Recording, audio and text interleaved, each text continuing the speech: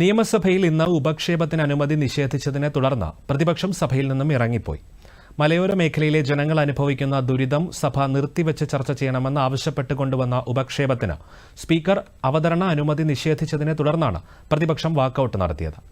അതേസമയം മലയോര ജനവാസ മേഖലയിൽ വന്യമൃഗങ്ങൾ കടന്നുകയറുന്നത് തടയാൻ എല്ലാവിധ നടപടികളും സ്വീകരിച്ചിട്ടുണ്ടെന്ന് മന്ത്രി എ കെ ശശീന്ദ്രൻ സഭയിൽ അറിയിച്ചു. വനമേഖലയിൽ മാത്രമല്ല ജനവാസ കേന്ദ്രങ്ങളിലും വന്യമൃഗങ്ങളുടെ ആക്രമണമുണ്ട് എന്നത് ഇന്നുണ്ടായ ഒരു അടിയന്തര സംഭവമല്ല.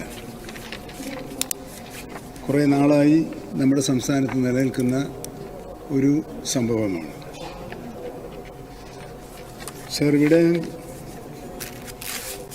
ചൂണ്ടിക്കാണിച്ച മൂത്തയിടത്തെ മരണവും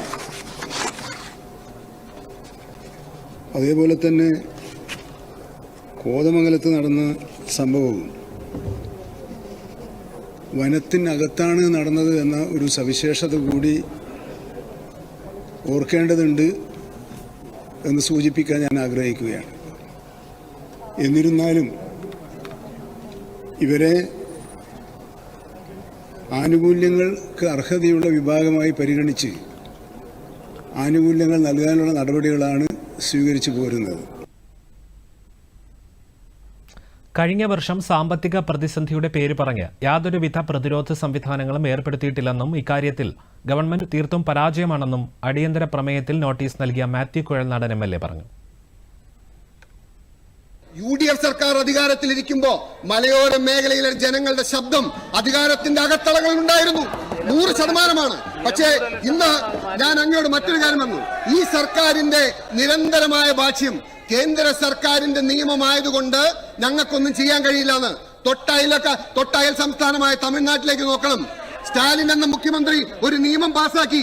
കാട് വിട്ടിറങ്ങുന്ന കാട്ടുപന്നി 3 കിലോമീറ്ററിനകത്ത് എവിടെയാണെങ്കിലും വെടിവെച്ചു കൊല്ലാമെന്ന നിയമം വന്നു. എന്തുകൊണ്ടാണ് സർ നിങ്ങൾ ഒരു സ്റ്റെപ്പ് എടുക്കാൻ കഴിയാത്തത്? ഈ സർക്കാരിന് ഒരു അധികാരവുമില്ല, ഒരു പവറുമില്ല എന്ന് പറയരുത്. കഴിഞ്ഞ സാമ്പത്തിക വർഷം മലയോര മേഖലയിൽ ചെലവാക്കിയത് വെറും 3 കോടി രൂപ മാത്രമാണെന്ന് പ്രതിപക്ഷ നേതാവ് VD സതീശൻ ചൂണ്ടിക്കാട്ടി. പ്രതിഷേധ സൂചകമായി ഈ മാസം 25 മുതൽ ഫെബ്രുവരി 5 വരെ മലയോര സമരയാത്ര സംഘടിപ്പിക്കുമെന്നും അദ്ദേഹം പറഞ്ഞു. പൈസ മുടക്കുന്നില്ല സാർ, ഒരു കാര്യത്തിലും പൈസ മുടക്കുന്നില്ല. 2023-24 ചെലവഴിച്ച തുക 3.1 കോടിയായി ചുരുങ്ങി. ഒരുവിധ സംവിധാനം നേരത്തെ പാർലത്തൊക്കെ മതിൽ കെട്ടുമായിരുന്നു. ഇപ്പൊ ഞാനൊരു ഉദാഹരണം പറയാം. ചാലക്കുടി, വാഴച്ചാൽ, മലയാറ്റൂർ ഡിവിഷനുകളിൽ ഫെൻസിംഗ് സ്ഥാപിക്കാൻ 13.5 കോടി നബാർഡ് 2023 അനുവദിച്ചത്.